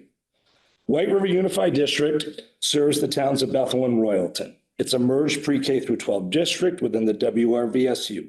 It serves about 675 students. This merger occurred voluntarily in nature through the provisions provided via Act 46. It has been a success due in large part because it was voluntary. It allowed for local voice to occur throughout the merger process and resulted in a shared mission and vision for its students. All of those are critical to ensuring a district's success. The results have been increased student achievement in both math and literacy, more opportunities for our students via personalized learning and pathways, and documented fiscal sustainability. The long-term fiscal trends for the White River Unified District is that the Bethel education tax rate's down 1.1% over the last 5 years, or $34 on a $200,000 assessed property value. And in Royalton, the education tax rate's down 12.6% over the last 5 years, or $412 savings on a $200,000 assessed property value. I also provided you a chart to show our budget growth versus the state average, the 5-year growth versus the state average, our per pupil growth, and then finally what our per pupil weighted spending is for this current fiscal year, which is all lower than the state average for those that don't have my testimony and are listening. I share this as an example that some of our smaller unified district schools have and continue to work diligently to increase opportunities for our students while delivering on fiscal responsibility and sustainability. In fact, 5 out of the 6 districts I serve spend less than the state average in per pupil spending for FY26. I am completely supportive of a change in the education funding formula and believe that our current funding formula consists of too many variables in order to provide predictable tax rates year to year, due to the complexity and the significant number of variables at play before you get to the finalized residential tax rate. To this end, I do believe that the legislature should continue to study, analyze, and work to fix the funding formula with increased research and attention to the foundation formula. You heard in testimony earlier, I'll give you an example. I have a district right now that our overall expenditure budget is less than a percentage increase. And I'm looking at tax rates in that unified district, a predicted increase of 18.5% and 20%. Just due to the nature of the variables of the CLA and long-term weighted average daily membership due to a decrease in free and reduced lunch numbers due to direct cert via Medicaid. The important aspect of the work is that it needs to have accountability measures built within it, but not in a way that immediately results in the shuttering of schools or the need to balance weights across incredibly large districts in rural areas in order to work effectively to educate our students. I've heard that to be the current issue that we're dealing with, that we're faced with the need to create much larger forced merged school districts in order to comply within the current foundation formula framework of Act 73. This has been stated as a means for why school districts need to become larger. Well, that to me is a flaw in the foundation formula to begin with. The solution shouldn't be that we need to utilize a district that has a greater need for increased weights simply for it to equalize out with a less needy or affluent high spending district. That approach is contrary to the work of creating an equitable system. Therefore, I recommend a great deal more research occur on how best to approach this change to the funding system.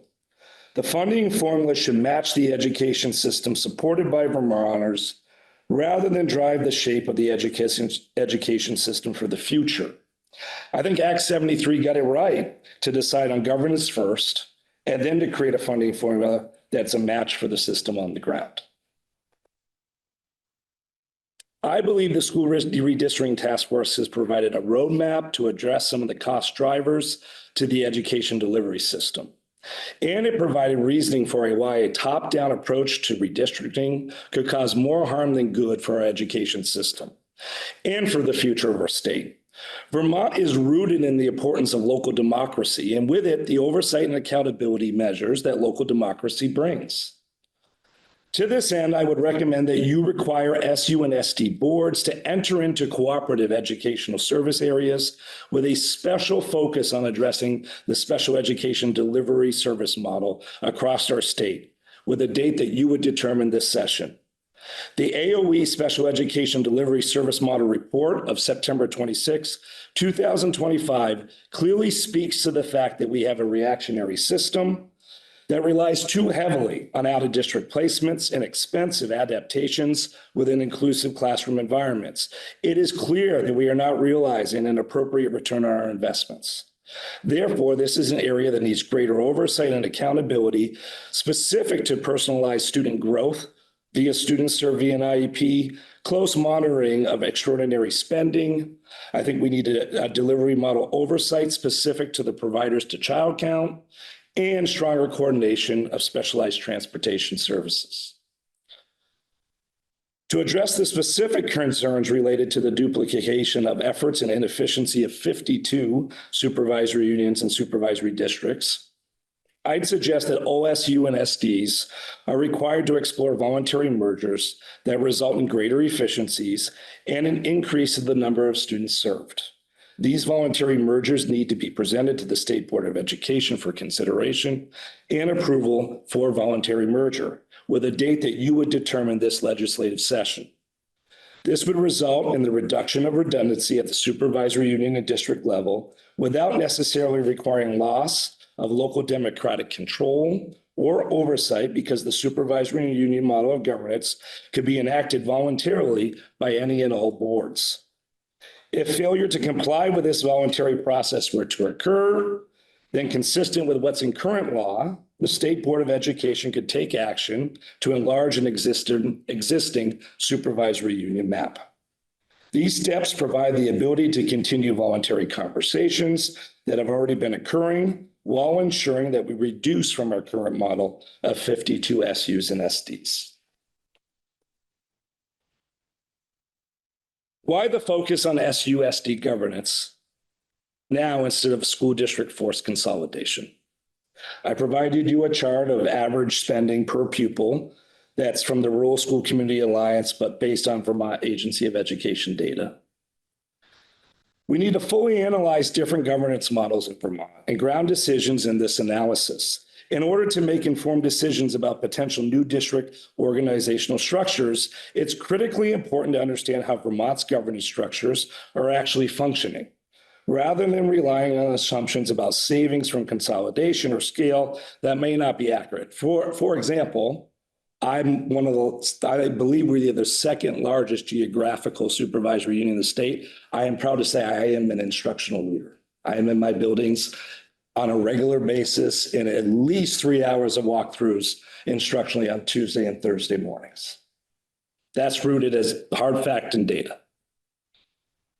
And for example, the chart I just provided you says that merged supervisory districts have the highest average per pupil spending, while the multi-district supervisory unions have the lowest. Data such as this should be the starting point for further analysis and evaluation before we make decisions.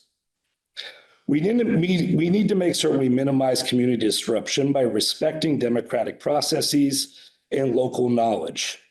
If new governance models are indicated, local educational leaders and communities should be empowered to explore potential restructuring that aligns with Vermont-specific evidence-based cost efficiency and educational quality. Evaluation of new structures should not be a one-size-fits-all process. Districts have to be able to evaluate the advantages and disadvantages of larger structures, whether that is an SD or an SU, without immediate disruption to their existing governance. This approach preserves stability while allowing communities to make informed decisions about potential consolidation or restructuring at the school district level. Local districts with authentic community input should be allowed to reimagine supervisory union and school district models in a way that reflect their specific needs while maintaining a balance between collaborative efficiency and local responsiveness. We need to strengthen effective local governance. Participatory democracy is not just a valued tradition in Vermont. It is a functional and effective system that actually enhances public education. Maintaining local governance structures helps ensure the decisions are made are in the best interest of Vermont's diverse communities. Any change to school district governance must be guided by the democratic process and the practical needs of rural areas. If we create overly large governance units, I worry that the distance between local taxpayers and the schools that they serve of the communities is going to be one that we lose accountability measures due to. School boards play a vital role in supporting schools, solving problems, and ensuring local effectiveness. Local school boards provide oversight and they provide accountability. As the only directly elected member of our educational system, their connection to the communities and voters is vital. They provide a locally informed and essential check and balance for the system. The education accountability system must include benchmarks for increased academic growth year over year. Per pupil spending oversight via the implementation of requiring school districts to comply with an excess cost spending threshold if we're not able to enact a foundation formula this in the upcoming, via the next upcoming sessions, and continuation of the implementation of minimum class sizes as a guideline for staffing. Failure to meet annual accountability measures should result in technical assistance from the Agency of Education. That includes that school boards need to provide annual progress monitoring benchmarks that indicate transparency, strategic planning, and SUSD leadership accountability standards that need to be aligned to the superintendent annual evaluation process. It is critical that we are transparent with our communities on the state of our schools. And we need to make certain that continuous improvement is a transparent system to the end of implementing high-quality school improvement. We should create accountability measures to combat cost drivers that hold school districts accountable for delivering on a comprehensive system of supports and an early intervention system that is fully operational and implemented with fidelity.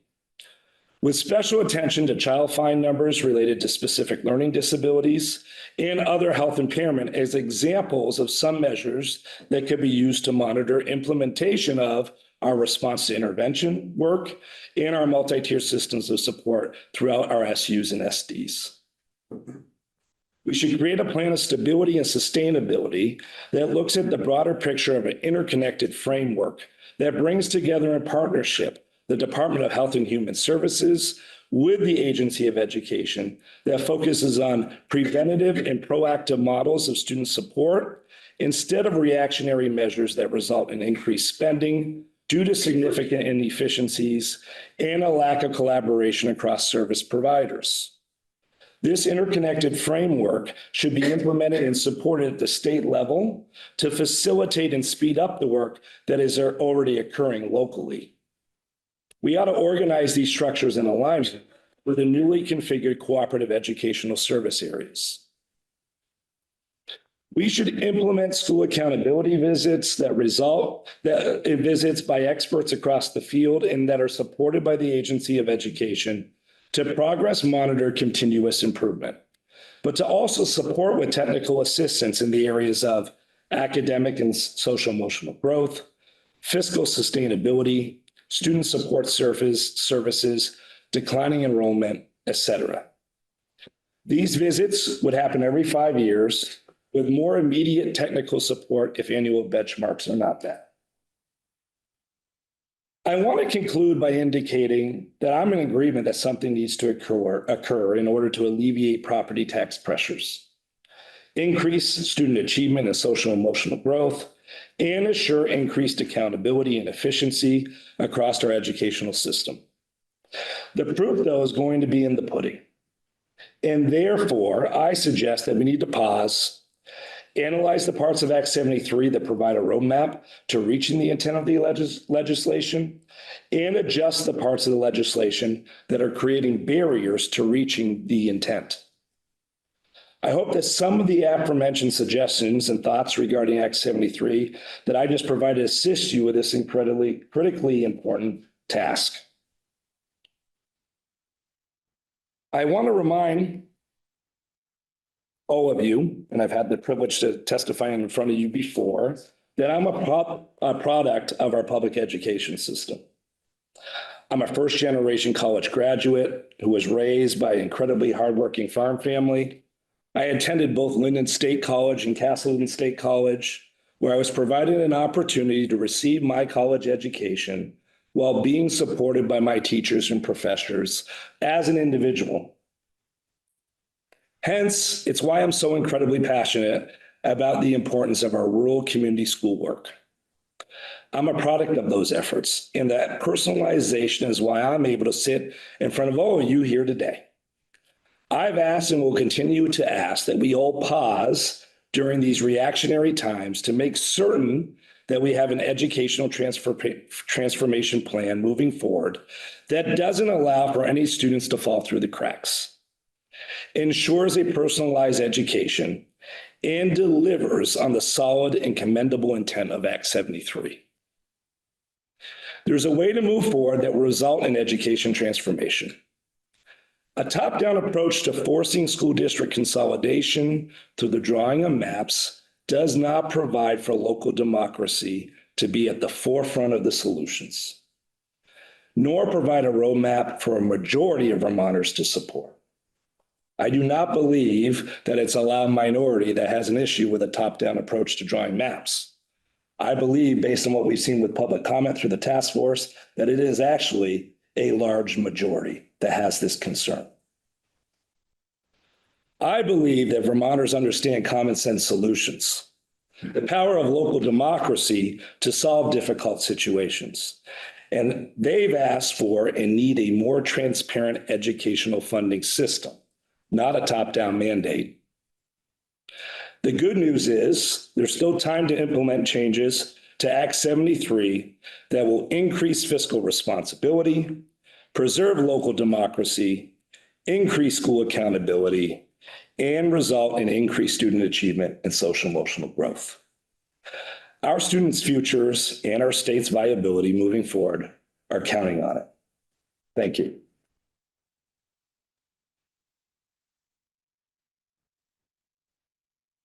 Just in your last comment, so you talked about there are ways to sort of use or not use Act 73, but in terms of achieving fiscal responsibility. Could you give us some, for instances? Yeah, I think that example, research on the foundation formula more, is a great example within Act 73. I think that you guys requiring the special education report and using that data, then to take the work that the task force did, which I know the task force didn't deliver with maps, but it's a pretty good policy document. And so I think there's measures that Act 73 have already put into the works that will allow you to start to move this work forward this session to reach those metrics that I think that the intent of the law is, without necessarily needing to create new maps this session. Very quickly, well, not very quickly, but so I often look at your district as both a great success of Act 46 and a failure of Act 46. I think the Bethel-Royalton merger showed that you can merge schools, keep buildings open, increase opportunity for kids, and save money all at the same time. But I think that there was an Act 46 failure, and this goes to the voluntary versus mandated districts, in that it didn't include districts who could voluntarily pull out, Rochester, Pittsfield. And which, you know, if those kids also had been part of that district, could have made it more robust as well, and provided perhaps better opportunity for those kids.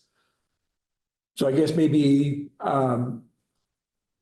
that's my concern with, we've got proof of concept. I think Bethel-Royalton's just a great example of that. But we've also got proof of if we sort of make it fully voluntary, we don't actually we get an incomplete result. And that's not, I did watch it. I agree. Yeah. So I would say, you know, why I think White River Unified District's been successful is that it was voluntary. And during that process, actually, Rochester was going to be part of that district, but during that visioning exercise, there were some concerns about increased cost of keeping a high school open in Rochester for some residents in Royalton. And during that time, they didn't feel like that made fiscal sense.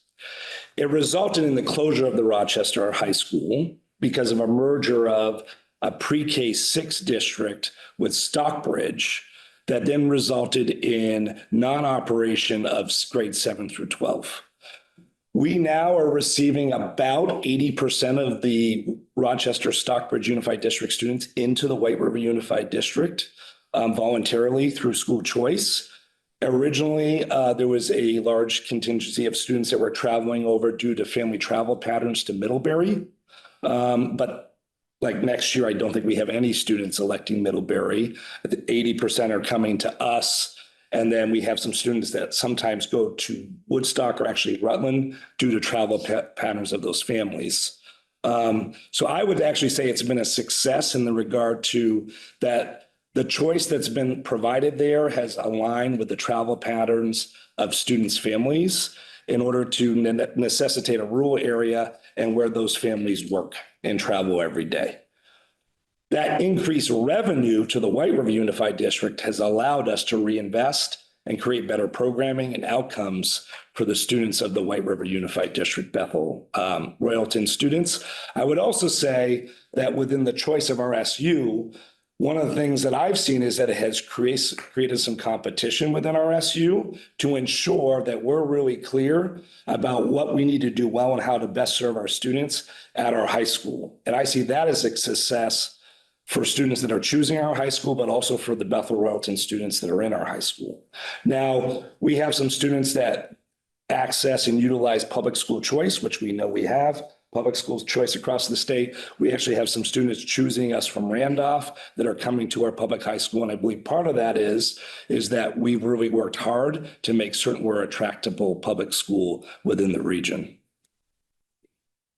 Thank you, Jamie, and I want to thank all 6 superintendents for the testimony today. It's really very valuable. I keep hearing the word incentive in relation to voluntary district or SU consolidation or the reduction in number of districts or SUs. But I haven't heard any specifics on what that incentive might be. I'm wondering if you or if any of the other superintendents are still here or online could chime in. Yes. I don't think I put incentive in here. And if I- Not have. Yeah, I appreciate that. I don't actually think we need to be incentivized to do it. I think we need to be provided a road and clear map that the expectation is that we do it. And I would say that those 100 boards in towns that provided comment to the task force, we're not looking for an incentive in order to do it. I think they're saying, we hear there's a concern. We hear that we need to get better economies of scale. We're willing to roll up our sleeves and get to work for what makes sense in regards to our neighbors. So an example, we've had talks with OSSD, which is a supervisory district to the north of WRVSU. It was really positive talk. And so that OSSD district serves 3 towns, Braintree, Brookfield, and Randolph. They met with our supervisory union, and the conversation was, if we were able to remain a supervisory union governance structure, you would get to keep your district board and oversight that you're accustomed to having, but those functions of the supervisory union offices would come under the guise of one supervisory union office. But we weren't looking for you to have to incentivize us to do that. What we were really looking for is you to say, you need to roll up your sleeves and do that. Senator Williams. I have a question about the cooperative school services.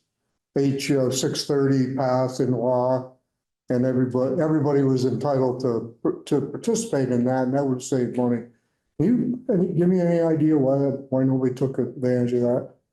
I mean, we didn't mandate it. It was I know you didn't mandate it. So I think that not mandating it, I'm suggesting you ought to, because we're relying on our regional district boards to all want to jump in this together, right? So there could be some of us that are ready to go on this, but that regionally there's others that are not, right? And so my suggestion is that you no longer make that an option. You show all the research that says that we could find a better economy scales by doing that, and say, by July 1 of next year, you've entered into one. Like, that's the expectation. And so I think that would help us get the ball moving. I would also say education has been anything but static over the last 10 years, right? Act 46 was just 10 years ago. Plus we're coming out of the pandemic, plus Act 73 was the talk last session. I think that could have distracted some of the regions from actually taking that step forward, because now they're in this like wait mode. Are we just going to become a consolidated district or not? a follow-up. Yeah. So, and then you mentioned voluntary consolidation. I asked a question Friday in our joint session was if there was any prohibition right now of school districts consolidating, and the answer was no. No. So you know, and what I hear a lot is, I don't want to give up my school choice, and we don't want the state mandating consolidation. So why haven't school districts started to look at consolidation? I think there's some school districts that are willing, right? And that's why, example, WRVSU provided a proclamation. I need other districts to say that they're going to want to be dance partners, right? As an example. And I think some folks are waiting to see what happens in order to be those dance partners. But I would say to you, based on those 100 letters, I think people are serious about wanting to dance. So at the end of the last session, I think you were in the room when we asked, you know, what could the superintendents do? And I recommended that we lock all you guys in one room, all 52 of you, with no bathroom breaks. And because you know all the, you know, as far as district boundaries, you know which schools, you know, what's worked in the past, what hasn't. We don't know that. So would you be interested and willing to participate in that? I'd be more than happy to participate in that. You probably want that. We'll give you a bathroom break and water. So, thank you. Senator Huffman. It kind of follows up on the senator's question on voluntary, and then like in the military, volunteer, or we can make you volunteer. Do you believe that if we said, okay, districts have been looking at volunteering to merge, but if the data, because everybody really likes to hear data-driven evidence. So if the state brings data-driven evidence to say this is why we think this school should merge with this school. You don't want to, but we're showing you why it's important for the community and you. You believe that would be a better way to approach it? So community buy-in and local democracy is important with these unified districts once they're merged, because you can spend the next 6 years as an educational leader putting out fires due to that top-down. And Representative Collins, right, I've had some districts in my SU that felt like they were mandated during Act 46 and it wasn't voluntary. And it took me a solid 3 years to build trust to get them to start looking at what the actual visioning of that district should be. I use White River Unified District as an example. They did the visioning ahead of time. That allowed us to move a lot quicker. That's why I think they've seen better outcomes for kids and more efficiency, is that they had the roadmap to work from. And so what I would say to you is provide the data, but say to districts, go work with your neighbors, find efficiency, create an actionable strategic plan and roadmap that you're going to implement year one, and then bring it in front of the state board and do it. And oh, by the way, you don't have endless amount of time to do it. Do it. And Superintendent Souza was absolutely right. Those long meetings set the groundwork that she was discussing to successful unified district mergers. If you skip over that step, what you'll find is folks are upset. They felt like it was done to them, and it results on the educational leader sitting in meetings moving forward for hours and hours on end, talking about constituents who are unhappy because it was done to them, of which that person didn't have any control to because it was top down. They didn't feel like they didn't have say, they didn't have buy-in. And I actually worry that's when we'll lose kids that will fall through the cracks and we won't get the education quality we're looking for. That's my worry about that approach.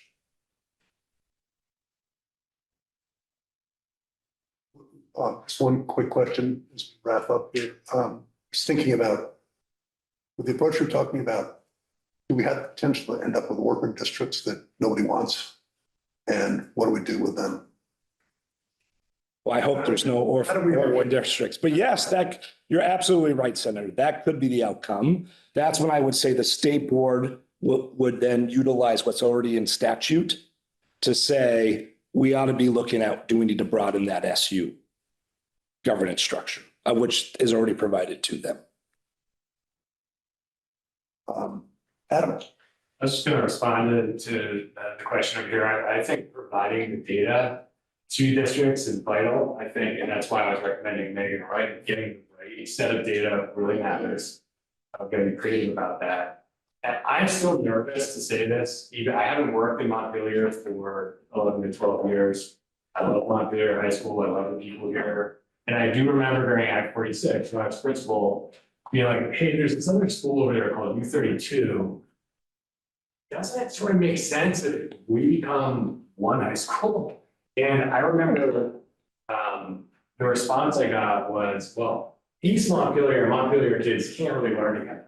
And I remember being so appalled by that, coming from like, well, one, if that's our vision of the world, we've got some serious problems. But two, like I'm coming from a district that, I'd been in the CBSD or CSSU at that time district saying, no, this can be a wonderful experience for kids. The reason why people don't do, the political pressure on superintendents, on principals is as real as the political pressure that you feel. I think the question is, who's willing to step up and have those hard conversations, and can they be data informed? I kind of like the idea of locking all the superintendents together. I think we would figure something out, and at least it would be a partnership, which we haven't really, we haven't seen a lot of partnering in the past year or so. So both of those suggestions I think are interesting. Thank you very much. Chair, anything to add? Nope, nothing else. Thank you all very much for your time and your preparation.